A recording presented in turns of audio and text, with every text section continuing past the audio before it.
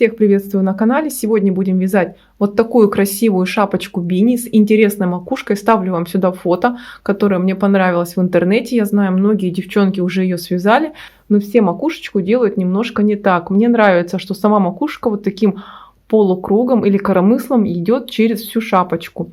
А в основном вяжут таким образом, что вот эти вот центральные лицевые дорожки просто сшивают, да, с задними лицевыми дорожками, и вот этого коромысла через всю шапочку нет. Вставляю вам сюда видео, как смотрятся эти шапочки на мне. Я их уже связала 2 штуки, все связаны из остатков пряжи. Вот эта шапочка связана из пряжи, из микса пряжи Ангара и Мохер Gold от Camtex, 2 ниточки. Я вязала, на такую шапочку ушло 107 грамм, но у нее есть небольшой секрет, смотрите. У нее внутри есть такая подкладка, она не идет через всю шапочку, она 10 сантиметров, то есть только на ушке. И зафиксирована эта подкладка при помощи пряжи с пайетками и крючка, то есть проложен просто тамбурный шов по изнаночным дорожкам. Отворот я еще вязала, посмотрите, как здесь резинка 2 на 2. Когда я перешла к основной части шапочки, я ее сдвинула, то есть тут идет лицевая дорожка, здесь изнаночная. У этой шапочки есть тоже свой секретик. У ней задняя часть чуть длиннее переда, для того, чтобы, когда вы шапочку надеваете на голову, она больше торчала вперед, а не была, ну, вот таким образом как бы опущена назад. Тоже смотрится очень классно. Сегодня мы будем вязать именно вот эту шапочку. Я вам расскажу, как делать полоски, как переходить красиво от цвета к цвету. Давайте покажу изнаночную сторону макушки.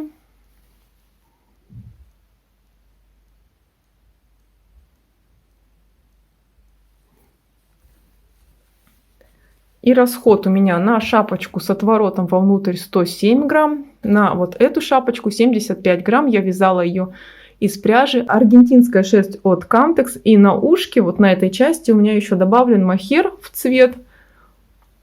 Мохер это от Drops, он очень тоненький, по-моему, 500 метров на 25 грамм. То есть толщины он практически не придал, только для тепла.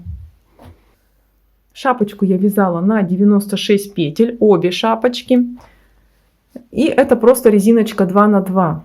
Вот эту вот часть, чтобы рассчитать от начала шапочки до убавлений, мы поступаем очень просто. Ваш обхват головы вы делите на 3 части и добавляете еще 1-2 сантиметра, если это шапочка бини. В этом все очень просто. Такие шапочки подойдут на размер 54-56 сантиметров. Я буду вязать 2 ниточки. Это ниточка мохера и шерсти. Спицы у меня 3,75. И на одну спицу обычным способом, длинный хвост, я набираю необходимое количество петель. Согласно моих расчетов, нужно набрать 96 петель плюс 1 петля для того, чтобы замкнуть вязание в круг. Я набрала 96 петель плюс 1 петлю для замыкания в круг. Распределяю петельки по спицам, чтобы не было нигде перекручиваний. И сейчас замыкаю вязание в круг.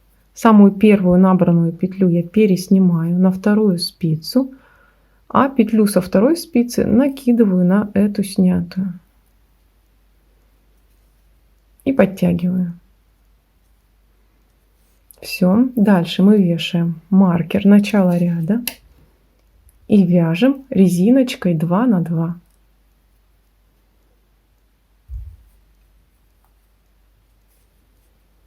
Две лицевые и 2 изнаночные. Обращаем внимание, чтобы ряд был повернут вот таким вот жгутиком к нам лицом, чтобы не было вот этого вот изнаночного ряда. Вяжем резинкой 2 на 2. Я уже провязала 1/3 от высоты шапочки.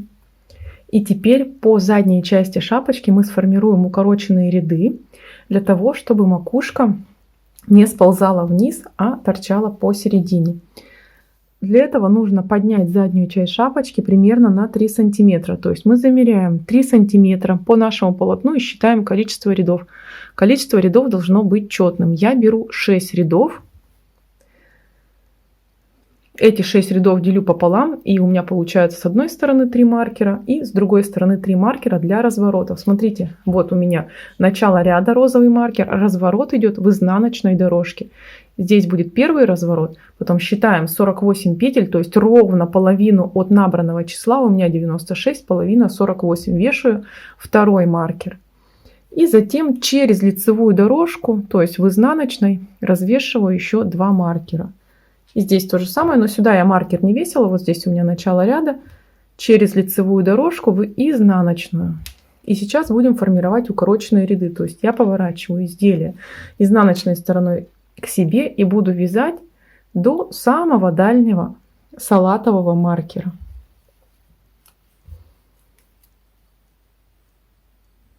Укороченные ряды можете формировать любым удобным для вас способом. Я буду использовать японские укороченные ряды. Ссылка на мастер-класс по таким укороченным рядам есть у меня на канале. Ссылочку я добавлю в описании. Японские укороченные ряды вяжутся следующим способом. Посмотрите, петля у меня по лицевой стороне изнаночная, поэтому я рабочую нить завожу спереди и снимаю петлю.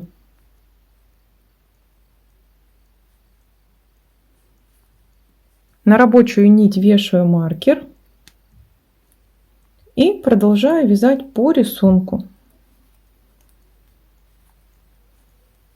Вяжем до самого дальнего салатового маркера, потом здесь развернемся и будем вязать опять же до самого дальнего салатового маркера. У нас уже будет вот этот. Посмотрите, довязала до дальнего салатового маркера, остальные маркеры просто переснимала. Опять же разворачиваю вязание. Вижу, что по лицевой стороне петля у меня здесь изнаночная, поэтому рабочую нить завожу назад. Убираю маркер, уже просто вешаю его на рабочую нить. И первую петлю снимаю, дальше начинаю вязать по рисунку. И опять же вяжу до дальнего салатового маркера, то есть который у нас на спицах. Не который рабочую нить отмечают, а который надет на спицах. И таким образом буду выполнять укороченные ряды. Каждый последующий укороченный ряд будет короче предыдущего. Вяжем так, пока не уберем все маркеры. Я довязала до последнего салатового маркера. Теперь я разворачиваю также вязание уже лицевой стороной к себе и продолжаю вязание по кругу. При вязании по кругу вот эти вот ниточки, которые держат наши маркеры, будем поднимать и провязывать совместно с петлей, чтобы не было отверстий. Я довязала до ниточки, отмеченной маркером. Здесь даже заметно отверстие в полотне. Я сейчас просто вытягиваю эту ниточку, делаю ее скрещенной, чтобы отверстие было менее заметным. И просто вяжу эту петлю совместно с изнаночной. Со второй стороны шапочки маркер убираем чуть по-другому. Посмотрите, вот одна петля, если я уберу, здесь явный разрыв, и поэтому вот эту вот петлю я уже вяжу, подхватив ниточку у маркера.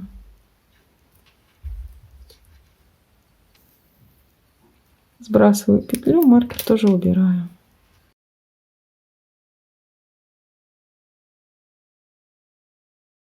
Задняя часть шапочки удлинилась за счет укороченных рядов. Их заметно только по изнаночной стороне. То есть вот они, наши места разворота. Обращайте сразу внимание, если видите, что какая-то одна петелька растянутая, а вторая стянутая, то подтягивайте. По лицевой стороне укороченные ряды незаметны. Они и спрятаны в изнаночных дорожках. Все, дальше вяжем шапочку на необходимую высоту до убавок. Высоту измеряем по удлиненной части. Если вы будете вязать шапочку с полосками, то для перехода на новый цвет мы обязательно должны сделать перекрещивание между ниточками. Вот таким образом. И первый ряд нового цвета вязать не резинкой 2 на 2, а все петли лицевыми. Обращайте внимание, чтобы петли не были скрещенными, потому что, к примеру, лицевые я вяжу за переднюю стенку лицевой, изнаночные за заднюю. Таким образом, нужно проложить первый ряд полностью лицевыми петельками, а начиная со второго ряда и все последующие ряды вязать резинкой 2 на 2. Вот у нас идет этот ряд изнаночный при переходе цвета, и здесь мы вновь с белого перешли на голубой, здесь вновь проложен ряд изнаночных. Таким образом поступайте всегда при переходе на новый цвет. Первый ряд всегда вяжите просто все петли лицевыми. Высота шапочки достигла необходимого размера к распределению убавлений. У нас начало ряда находится в боковом шве. И всего у меня на шапочке 24 вот такие вот лицевые дорожки, то есть 12 дорожек на переднюю часть шапки и 12 лицевых дорожек на заднюю часть шапки. И получается, что боковой шов проходит по изнаночной дорожке вот здесь, то есть рядом с началом ряда. И от этой изнаночной дорожки мы в одну сторону берем лицевую, 2 лицевых, и в другую сторону 2 лицевых. Вот такая вот боковая часть получится. То есть дальше от начала ряда, от бокового шва, от шапочки я отсчитываю 12 лицевых дорожек, да, попадая в изнаночную, это у нас будет следующий боковой шов, и также в одну сторону лицевую дорожку, в другую сторону лицевую дорожку отложила, получаем боковую часть шапочки. В итоге у меня на переднюю часть шапки осталось не 12, а 10 лицевых дорожек, потому что по одной лицевой дорожке у нас ушло на боковые части. И также на заднюю часть шапочки осталось 10 лицевых дорожек. Эти 10 лицевых дорожек я делю на 3 части, получаю не целое число, и в итоге разделяю их следующим образом. По 3 лицевые дорожки на боковые части, и вот центральная часть, выделенная синими маркерами, это 4 лицевые дорожки. Маркерами мы отметили линии убавлений. В начале мы будем вязать убавления только перед и после синих маркеров. И как только мы убавим все вот эти петли и дойдем до салатовых маркеров, то начнем вязать убавления до и после салатового маркера. Сейчас я начинаю вязание ряда и не довязываю до ближайшего синего маркера 2 петли и покажу, как выполнять убавления. До синего маркера не довязано 2 петли, и перед маркером мы всегда вяжем 2 вместе изнаночной за задние стенки. Обращайте внимание, если бы здесь была петля лицевая, то ее нужно было бы повернуть. Вяжем за задние стенки и так, чтобы петли не были скрещенными. Теперь провязываем расстояние между маркерами синими.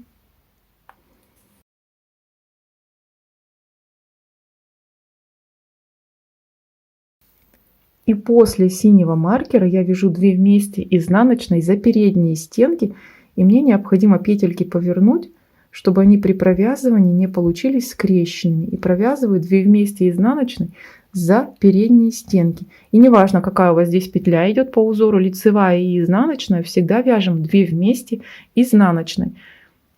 Точно так же вяжем и на задней части шапочки. Такие убавления мы вяжем в каждом ряду, пока не дойдем до салатовых маркеров. То есть и четные, и нечетные ряды вяжутся с убавками. Еще раз напоминаю, перед маркером за задние стенки, после маркера за передние. Обращайте внимание, какой стенкой повернуты петли. Если необходимо, то поворачивайте их. Посмотрите, как выглядит убавление. У меня уже между синим и желтым маркером осталась 1 петля. На этом этапе мы синие маркеры убираем. И теперь формируем убавление после и перед желтого маркера. То есть вот эти вот боковые линии убавляться не будут. Они сейчас у нас будут вот таким образом закруглять макушку шапки. Я сейчас вяжу до ближайшего желтенького маркера.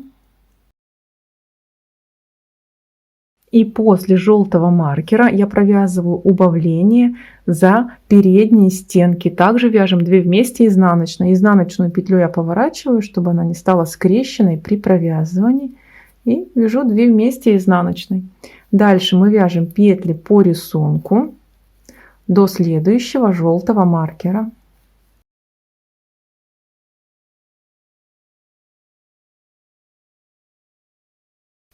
До маркера осталось 2 петельки, я их тоже провязываю 2 вместе изнаночной за задние стенки, лицевую петлю повернула. Все, такие убавления вяжем в каждом ряду, пока между вот этими желтыми маркерами вот здесь не останется 4 петли. Между желтыми маркерами осталось 4 изнаночных петли. И сейчас мы вяжем следующим образом. Это будет последний ряд для нашей шапки. Я вяжу до желтого маркера. Точнее, вяжу, не дойдя до желтого маркера, 1 петлю. Маркер убираю. И теперь провязываю вместе 3 петли лицевой за задние стенки.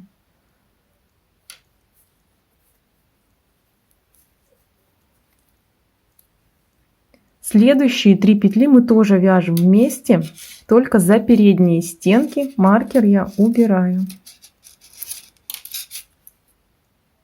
Изнаночные петли нужно повернуть, чтобы при провязывании они не стали скрещенными.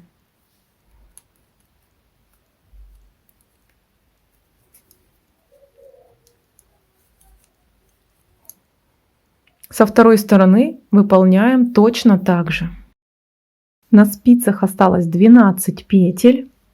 Мы их сейчас распределяем более удобным способом.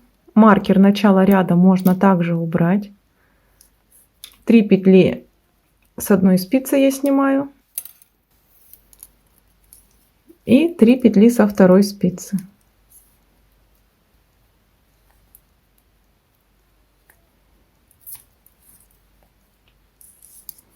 И остальные 3 петли тоже переодеваю на одну спицу. Сейчас покажу, что должно получиться. Вот видите, у нас вот эта вот боковая часть, которая шла, она на одной спице. И со второй стороны также боковая часть на одной спице. И теперь эти 6 петель мы сшиваем трикотажным швом петля в петлю. Нужно будет только соблюдать лицевые и изнаночные петли. У меня на канале есть мастер-класс по трикотажному шву, ссылка будет в описании. Чтобы правильно сшивать изнаночные петли, просто можно перевернуть вязание, на другой стороне они будут лицевыми, и правильно их подхватить. Я зашила макушку трикотажным швом. Вот так вот она выглядит, очень красиво и оригинально. Теперь смотрите, нужно спрятать хвостик, где мы начинали наше вязание. Выполняется это очень просто при помощи иглы. Мы заводим хвостик на изнаночную сторону. Здесь появляется дополнительный жгутик, которого не хватало. И подхватывая петли лицевые, косички,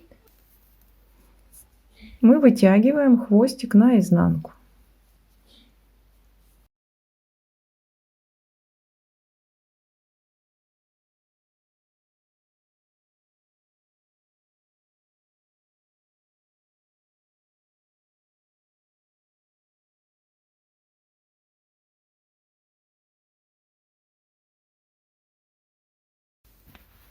Наша шапочка готова, осталось ее только постирать. Шапочку я постирала и высушила, она полностью готова. А вот к этой золотистой шапочке у меня еще связан в комплект снуд, так что обязательно подписывайтесь на канал, скоро будет мастер-класс вот по этому шикарному снуду в один оборот с перекрещиванием спереди. Ну на этом я с вами прощаюсь, до скорых встреч, всем пока-пока!